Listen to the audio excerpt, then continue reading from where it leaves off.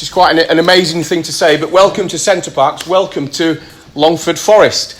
This is our first Centre Parcs in Ireland, and I can assure you it's also going to be our last. So it's amazing to see everyone here today, and I hope you are enjoying a fabulous weekend on our new village, and I did order the sunshine. The journey to get here today has been quite amazing. It's literally just over 4 years ago that we first announced that we'd acquired a site in Newcastle Wood near Ballymahon in Ireland. In fact, it was the 2nd of April 2015. Since then, we've submitted a planning application, we've received consent, we've done our detailed design work, we've done our detailed procurement work, and then around May 2017, we came on site to begin the construction works. And that was just over 2 years ago. And here we are today, now experiencing this amazing creation. I can also confirm that we are on time and we are on budget. On Monday, the 29th of July, in just a couple of days' time, our first Irish families will arrive to experience Centre Parcs Longford Forest. And I do know it's going to be a magical experience for them. When we announced back in April 2015, we said that we would bring 1,000 jobs to the local area. And we said that many of those jobs would be for young people, and that is just what the local community needed. We said we would use as many local businesses and local suppliers as we possibly could to provide goods and services to the operation. We said that there would be over 750 construction jobs during the peak of the building phase of the programme. We said that we would engage with the local community. We said that we would hold a community forum every 3 months to ensure that everyone was completely up to speed with how the project was developing. And of course, to listen and to act upon any concerns that the local people had at the time. We said that we would open this project in the summer of 2019. So as I stand here today, I can confirm that all of those things are true and are a reality. We, Centre Parcs, have delivered on every single promise that we made just over 4 years ago. And I think you will agree from what you've seen so far that together we've delivered an amazing high-quality holiday village here in Newcastle Wood in the Midlands region.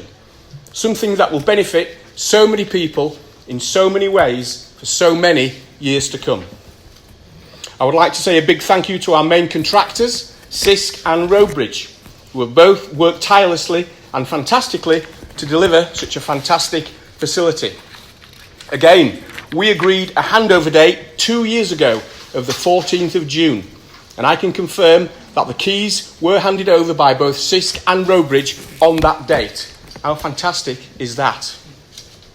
So, what is Centre Parcs?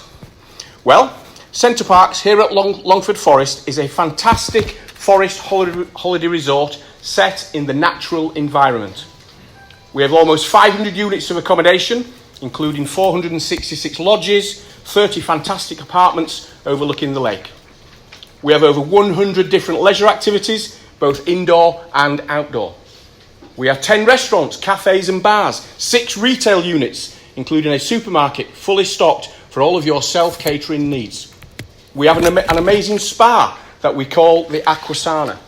And we have the unique and iconic subtropical swimming paradise, the largest indoor water park in Ireland, full of amazing flumes and slides, wild water rapids, wave pools, jacuzzis, toddler play area, tipping towers, absolutely everything. Centre Parcs is a short break holiday offering 3 or 4 night stays.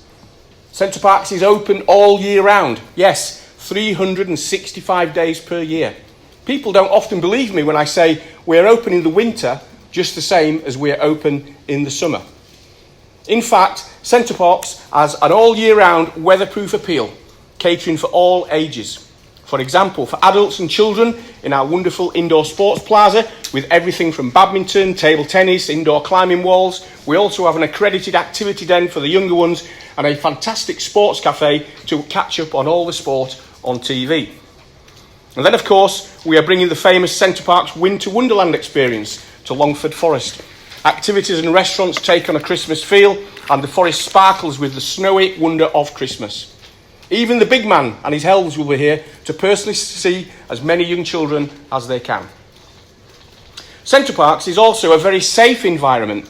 No cars are allowed on site once you've dropped off your luggage. It's a very tranquil environment with lots of amazing wildlife and flowers and trees to enjoy. But most importantly, it's a place for families to spend time together, time that we do not always have. It's a place to make memories, to do things together, have fun, enjoy, and just be yourselves. We've always said that this project will have a transformative effect on the Midlands region, and we have already. Prior to opening, we saw the signs of the positive economic impact that Centre Parcs is facilitating.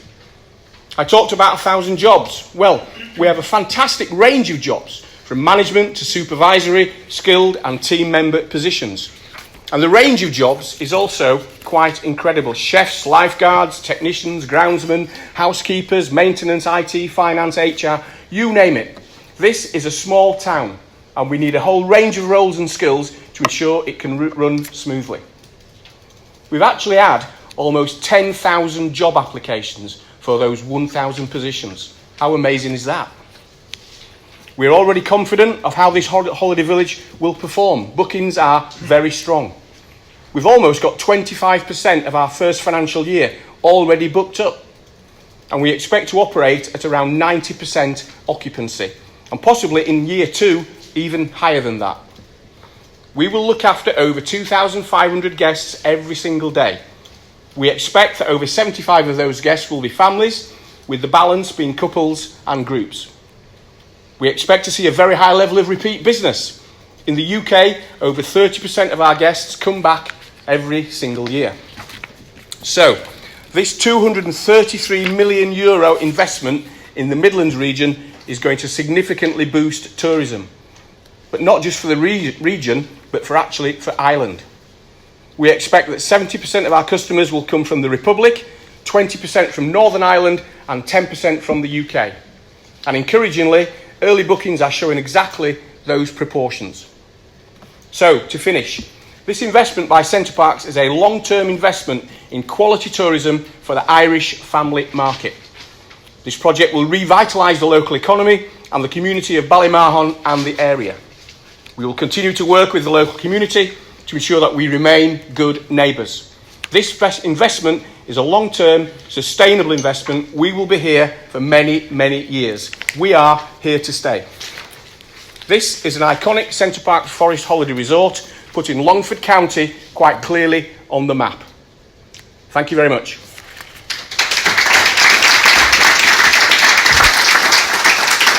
So we'll happily take Darragh and I questions. Eoghan Corry from Travel Extra. Question for Darragh. You've been poring over maps and plans for a long, long time. What was your biggest surprise when it came to fruition? And in case Martin thinks he's getting off lightly, a question for Martin as well. One of the big current running debates in Ireland is about insurance premiums, the cost of them. In your international experience, is there a problem with insurance? Yeah, there's no activity-based holidays. There's no problem with it as such, but we do pay more on average in Ireland than we do pay in the UK for the same type of cover. What would you have a percentage? I'd be slightly guessing, but we can have a look at that for you. Yeah. Thank you. Yeah. And Darragh's question. Yeah, I think I'd like to answer that insofar as opposed to surprises, I've had a lot of reassurances since I've taken the role up here in Ireland, since I've come back to Ireland from my initial 12 months in the UK. Really reassured with the response that we've had to the job advertisements. Really reassured with the strength and the calibre of the team that we've recruited. You're going to meet some fantastic people over the weekend. You know, I'm so proud of the team that we've put together, my own management team and the wider village team. So I mean that's been really reassuring for us, because again, in the area that we've I suppose set up our resort in, we know it's been an unemployment black spot for a long time. So that really reassuring is how I'd put that. And as Martin has already mentioned in his briefing, is just the response to bookings has again been really reassuring. You know, we're going to gather pace, we're going to gather momentum. We've spoken about revolutionising the short break holiday market here in Ireland. So all of the signs and all of the indications we've had has been very reassuring. We know we've a fantastic product. We know the strength of what Centre Parcs is and what we've done, and we've brought that to Ireland with a fantastic Irish twist. So you'll experience that over the weekend. So a lot of reassurances. And without hogging the conference with one more question, your visibility of winter bookings, is that, what does that look like? Martin itemised a figure of, quoted a figure of 90%. The Irish winter is a formidable animal, so how is that looking for your bookings? I think, again, we're very happy with where we are with bookings. And we now will move into the next stage of our marketing campaign, where we'll make the Irish public aware of what our winter offer is. So we're very satisfied. The bookings are strong. I mean, to stand here today and tell you that the stats that we have in terms of bookings is exciting. So we're ready for that. Yeah, I mean, I talked about our Winter Wonderland experience, which is going to be a fantastic experience for families to come in the run-up to Christmas and really have a great time with Father Christmas and elves and all kinds of things happening. And, once the Irish market gets hold of that, we're very confident the bookings will come through. Yes, sir. Hi, Martin. Hi, Darragh. Jack from Newstalk. First of all, congratulations. It's a fantastic resort, and it certainly wows when you see it for the first time. But in terms of employment and jobs, I know you talked about briefly a black spot before it. The 1,000 permanent positions, it's probably too early to say, but kind of following up the last question, winter and a possible fall off and everything else, is the plan to keep those 1,000 positions throughout the whole year? Absolutely. Without a doubt, yeah. Because we're very confident that we'll need everybody to run the operation 365 days a year.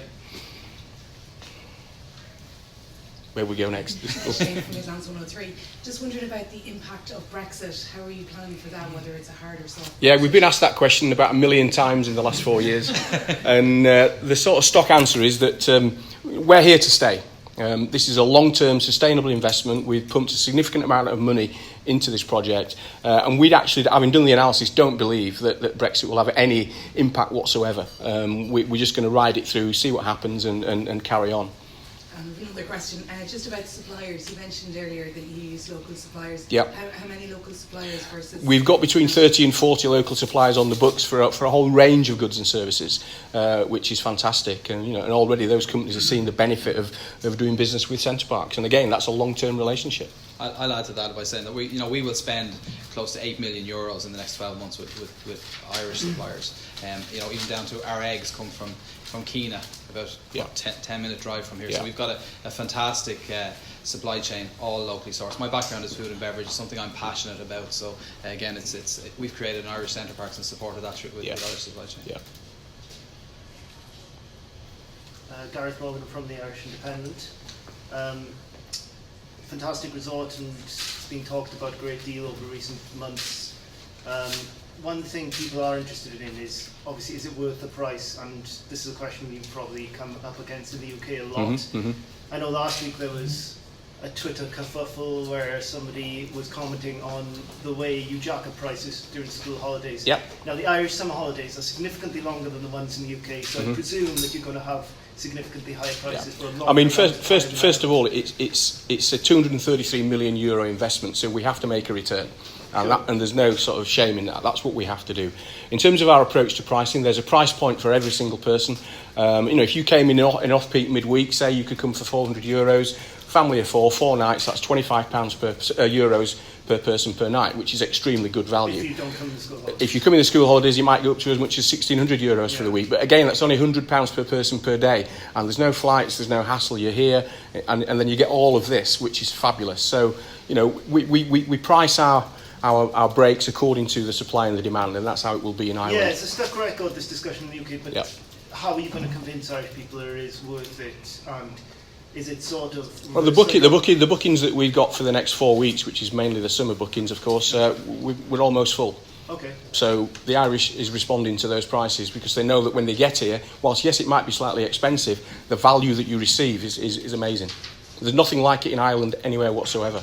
And we're not any dearer than the UK. It's based on a similar pricing benchmarking system. Yep. Michael Cullen from Marketing Magazine. Do you envisage extending your marketing to, say, European markets? No. No, this is primarily a Irish domestic market proposition. With, as I said in my notes, there's 10% potentially coming from the UK. But that's how we see it. And what about like Euro Disney? You don't see yourself as an alternative to Euro Disney? We are an alternative to Euro Disney, and certainly in the UK we do get some of our guests who would go to Euro Disney as well as come to Centre Parcs, but we have a very high level of repeat business, and we actually expect that once we get established here in Ireland that will be the same. Once the kids have been to Centre Parcs, that's all they ever want to do is come back next year. Unfortunately for the families, have to pay the high prices in the school holidays. Yep. Centre Parcs are tried and tested formula that's been successful in lots of different countries, but obviously they're all unique, each park in their own sort of way. What makes Longford Forest unique in the Centre Parcs family?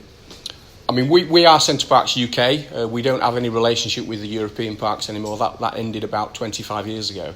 How is this any different to the UK parks? It's actually extremely similar because we've got a fantastic model in the UK that works extremely well. But what we did do 5 years ago is a huge amount of market research in Ireland to find out what should perhaps be different for the Irish market. And you'll find as you go around you go around this weekend, what you'll see is one or two things that are different. So, for example, we've got an Irish pub. Because the research told us you've got to have a very good quality Irish family pub for the Irish family. So we've got one. We don't have one of those in the UK. We also talked about coffee, because in the UK we use Starbucks as our coffee, and it's a chain, obviously. The research told us that actually the Irish are not that fond of chains. You prefer independent coffee houses. So you'll find our little coffee house just around the corner is an independent coffee shop and not a chain. It was things like that through the research. So there's very little difference other than a few subtle sort of amendments to suit the Irish market. I don't know, you want to add anything to that? Yeah, absolutely. I mean, the coffee house is a perfect example. The designer for our coffee house, it was an Irish designer. And again, we've partnered with an Irish coffee supplier to bring that here, which is quite unique. Well, it is very unique to our existing business. Well, like the pub as well, we got an Irish designer to do the pub as well, because we thought we can't do it in the UK. We need an Irish design company to help us create that Irish pub. So that's what we did.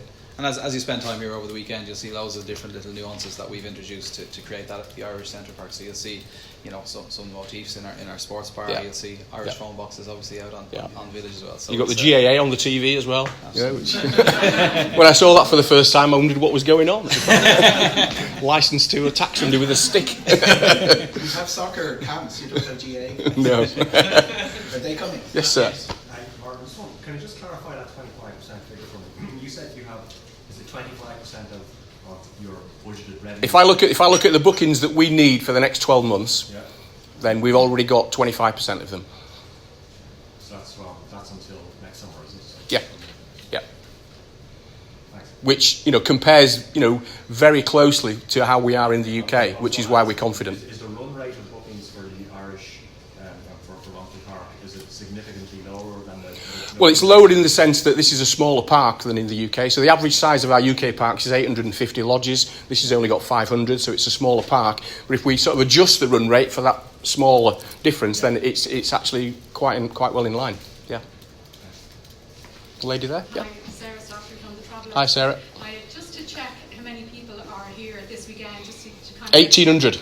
All right, so, and it's 2,500 at max Capacity, yeah. Just in addition to that, can you tell us what type of people here? Obviously, there's a lot of journalists here, but are there celebrities, sports people, who influencers? Who have you invited here? Yeah. And any names? Yeah. Colin, do you want to help us there, wherever you are? Or Simon? The question, sorry, who's here? Yeah. Who's here? Who's here? Celebrities. We've got a smattering of TV stars. We've got a couple of rugby guys here. I think Rory Best, Evan Turner's here. And a couple of last-minute cancellations from a few people. A lot of influencers here as well. Nobody from Love Island. Nobody. She's still there, I think. I don't watch it, but I'm told she's still in. Her sister works in the spa. She does. So go book into the spa. Lady there. Hi. Lizzie Borgheim. Hi, Lizzie. Magazine. Could I ask you about what you have for children and families with special needs? We have got accessible lodges. We've got about 12 of those in different sizes and different sort of forms. So we've got accessible lodges for every kind of size of family, etc. We've got, you will note as you go around, it's completely single story. There's no facilities upstairs anywhere. So from an accessibility perspective, it's very, very accessible. We have got, for example, we've got lodges with hot tubs. Some of those we've got hoists to help get people in and out of the tubs. In the pool, there's hoists as well to get people in and out of the pool. Same in the spa. So there's quite a lot of accessible things. We've got some changing places, changing rooms as well, just for disabled people. So there's quite a lot. So again, and I'll add to that if I can also, Martin. So in terms of the changing places, there's a very limited number of changing places facilities in this country. My cousin was here this week who has cerebral palsy, and that was one of the things that our family noted on. So again, that's quite unrivaled in our industry in the country. And we also, you'll see in some of the playgrounds, there's equipment there that can support guests that have those needs, and also in terms of how we support incoming guests that might need additional requirements. So we're very proactive in that. So we'll proactively engage before their stay. We'll communicate and we make that as we've got mobility scooters at the cycle centre as well. Lovely. I saw them because my next lead-on question, because I think obviously another popular sort of way of travelling is the multi-generational. So for people maybe coming with an elderly grandparent and they want to include them in the family party. Again, I saw you have mobility scooters. So again, could you request? We've also got cycles that can connect up to wheelchairs and things, so they can get around. So I would say, compared to most places, this is a very, very accessible place. Lovely, thank you. Yep. Sorry, Yes, sir. Just two quick questions on the back of the Brexit query earlier. Is Centre Parcs Ireland a separate legal entity to Centre Parcs UK? Not at the very top of the tree, no, it's the same company. It is the same company. But for financing purposes, we've got two separate companies that support the funding. Because this was funding through a development fund, whereas in the UK it's obviously long-term debt, so we have to have two separate businesses, but it's all one at the top. Okay, and just briefly, what is the marketing advertising budget for this? Colin, you'll have to help me out with that one. Just in general terms, how much have you spent on marketing and advertising? How much have you spent of my money, Colin? About 2-3 million. Yeah. Nice. Yeah. You seen our TV ad? I have. Yeah. Several times. Yeah. That's why I knew it was a big one. Yeah. Yes, sir. So just a follow-up question. What do you think will motivate that 10% of UK customers to come to Ireland as opposed to go to... I think, it's a great question. I think what will happen is that they'll see this as an opportunity to actually have a longer stay in Ireland. So they could maybe come for 10 days, but include in the middle a weekend or a midweek here at Centre Parcs as part of that longer holiday. If they're making the effort to travel, whether it's the ferry or the plane, then it would make a lot of sense for people to do that. And actually, as part of these soft openings over the last 3 weeks, we've had quite a number of families who've actually done that already. In fact, there's one sat just over there, which is my wife's sister. So you're over for what, 10 days, Sandra? 2 weeks, including 3 or 4 days here. So there's a living example. Any more? Sorry, and the marketing, one of the issues that came up was that you do not print brochures. A lot of people are looking for brochures. Any thoughts about changing that? I know it's a sustainability. Not really, no. Everything's going digital these days, and in the UK we don't do that. We haven't done it for a long, long time. So we're just following the trend. You can get onto the Centre Parcs website. It's a responsive website. You can use your phone, your tablet, your laptop, your desktop. It's all there. So there's no need for us to go and start printing loads of brochures and posting them out, which does cost a huge amount of money, by the way. Yeah. May I ask a follow-up question Yeah. in terms of sustainability? Because you talked a lot about economic sustainability, Yep. and obviously this is an entire town in the centre of it. Indeed. Yep. Very pristine Yep. forest. What's the investment been in terms of environmental sustainability? And I mean, are you looking at carbon neutrality or Centre Parcs has got a massive sort of ethos around sustainability. So, for example, in 2010, back in the UK, we set ourselves a target, and we publicly announced it, of reducing our carbon footprint by 20% by 2020. We actually achieved that 4 years ago. So we're really big on that sort of thing. So if you take what's happened here, so for example, the whole place in terms of power is powered by renewable energy. Every single wattage of it is powered by renewable energy. We plug into wind farms, etc., etc. So the whole thing is 100% renewable energy. In terms of the lodges, the sort of thermal qualities of the installation, etc., means that in the winter they'll be extremely heat efficient and will therefore be very good from that perspective. We've also got a combined heat and power plant on site that produces using gas produces electricity and hot water for the swimming pool. And we draw down the pool every night to maintain the temperature of the water into tanks underground and then bring it back up again. So there's all kinds of things that we do. So yeah, we're a pretty sort of, without putting a figure on it, we invest a lot of our money into sustainability. And in terms of sewage, is the sewage system? We've got our own site sewage plant. Your own plant? We've got our own plant, yeah. So we're pretty much self-contained. Yeah. Okay? Okay? Thank you. Thank you very much indeed. Thank you.